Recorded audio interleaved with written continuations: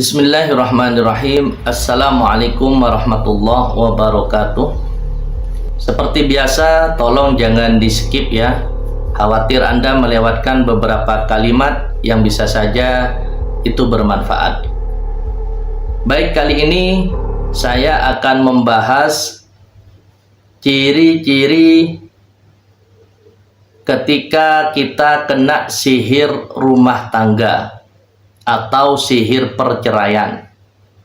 Di konten saya sebelumnya, saya sudah membahas bagaimana cara meruqyah sihir rumah tangga. Jadi, jangan lupa ikuti channel ini agar Anda bisa mengupdate informasi-informasi seputar dunia ruqyah syariah. Untuk yang masih belum nonton cara untuk meruqyah sihir perceraian, silahkan kunjungi channel saya. Baik teman-teman, kali ini tentang seputar ciri-cirinya ketika kita terkena sihir rumah tangga atau sihir perceraian. Nah, teman-teman, ciri-ciri yang mau saya sampaikan kepada kalian itu saya tidak mau menukil dari buku ya. Saya akan berbagi tips kepada kalian di sini sesuai dengan pengalaman saya meruqyah di luaran ya, meruqyah langsung kepada pasien. Dari 2004 saya meruqyah sampai sekarang. Kebanyakan ciri-ciri apa saja yang biasanya terjadi ketika kita terkena sihir rumah tangga. Saudaraku, sihir rumah tangga ini ciri-cirinya berbeda-beda. Tetapi yang mau saya rangkum di sini dari yang saya amati, hampir semua yang mendapati serangan sihir rumah tangga, insya Allah banyak nanti yang akan mengalami kejadian yang sama seperti yang akan saya sampaikan.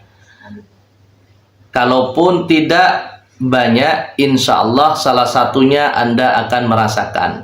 Nah, apa saja yang sering dirasakan ketika kita terkena sihir perceraian atau sihir rumah tangga? Teman-teman, tentunya sihir model begini, provokasi yang jin lakukan itu bagaimana kita cerai kan? Nah, apa saja biasanya yang terjadi dalam rumah tangga? Satu, ya, biasanya tiba-tiba di dalam rumah kita sering bunyi cicak.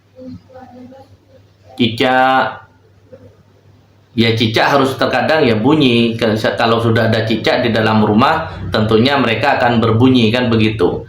Tapi tidak dengan ketika Anda kena serangan sihir. Maksudnya sihir perceraian. Cicak ini sering berbunyi, terutama maghrib ya, menjelang maghrib atau jam-jam 9 malam itu sering berbunyi. Yang kedua, tiba-tiba banyak tikus yang masuk ke rumah kita. Hawa rumah itu terkadang panas. Maksudnya di sini bukan rumah tidak boleh panas ya, cuman tidak sesuai dengan cuaca. Cuacanya dingin tapi di rumah panas. Terkadang dingin sekali di dalam rumah, sedangkan cuacanya tidak seperti itu. Terus ini yang kelima ya, di atas loteng ya bunyi seperti petasan, cetar. Ya, ada benda yang jatuh intinya. Padahal di atas loteng kita tidak ada pohon yang ada buah-buah besarnya. Itu juga bagian dari ciri-ciri terkena sihir rumah tangga. Nah, ini ciri-ciri yang secara alam ya, secara alam. Nah, sekarang ciri-ciri yang bisa dirasakan kita, penghuninya ini. Tiba-tiba ibadah menurun, malas kita beribadah. Itu ciri-ciri yang pertama yang akan dialami oleh kita, yang ditarget. Jadi pertama, ibadah mulai malas. Melihat pasangan tiba-tiba tidak senang. Bahkan saya pernah menangani pasien itu, puncaknya istrinya langsung digunting rambut istrinya itu. Setelah ditanya katanya jadi mak lampir, bukan istrinya. Nah, itu salah satu ciri-ciri puncak ya ketika sudah terkena sihir rumah tangga.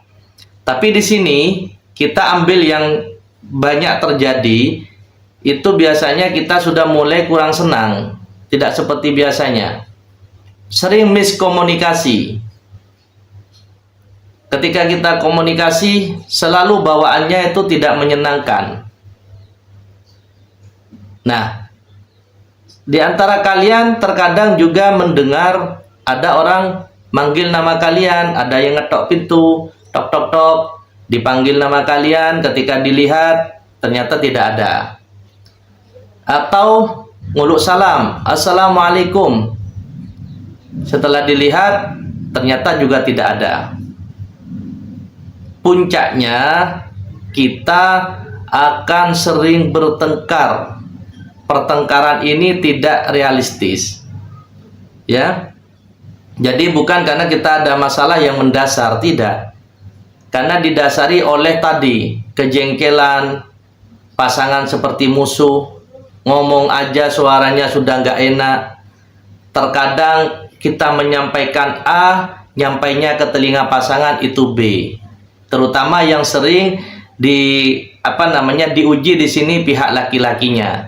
Karena dalam rumah tangga yang paling ditakuti kan kebanyakan pada umumnya laki-laki. Nah, biasanya si perempuannya ini, istri ini biasanya yang sering buat menjengkelkan kepada kita. Padahal tidak, katanya begitu. Nah, ini bagian provokasi-provokasi. Seperti apa yang biasanya kita membuat kita emosi ketika dilakukan oleh keluarga kita, entah anak atau istri. Nah, itu sering dimunculkan, dibuat begitu pasangannya, sehingga di situ kita akan ngamuk-ngamuk. Nah, itulah puncak daripada provokasi biasanya yang dilakukan oleh jin. Kalau sudah masuk fase itu, biasanya yang lain sudah lolos, yaitu ibadahnya Anda sudah jebol, ya, spiritualnya Anda sudah jebol, dan mereka memasuki lini-lini tempat-tempat ya untuk menyerang kalian dengan cara provokasi. Itu sudah sempurna, boleh dikatakan begitu. Sehingga mereka memainkan semua psikologis ya, peran psikologis di situ. Apa yang membuat kalian tidak senang itu terkadang sering dilakukan oleh pasangan kita.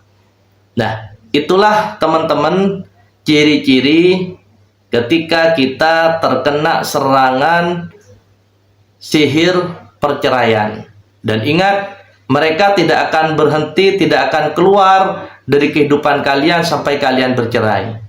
Maka pesan saya, segeralah itu dilawan ya. Perceraian itu hal yang memang tidak bisa dihindari ketika kita sudah mendapati permasalahan yang sangat berat sehingga tidak terjadi lagi kecocokan.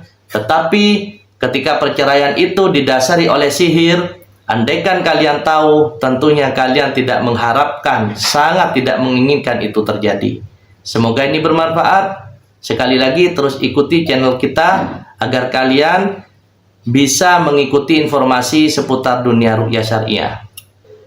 Kira-kira konten apa lagi yang akan saya buat? Silahkan teman-teman tinggalkan di kolom komentar. Insya Allah akan saya buatkan konten di video berikutnya. Terima kasih. Mohon maaf. Assalamualaikum warahmatullahi wabarakatuh.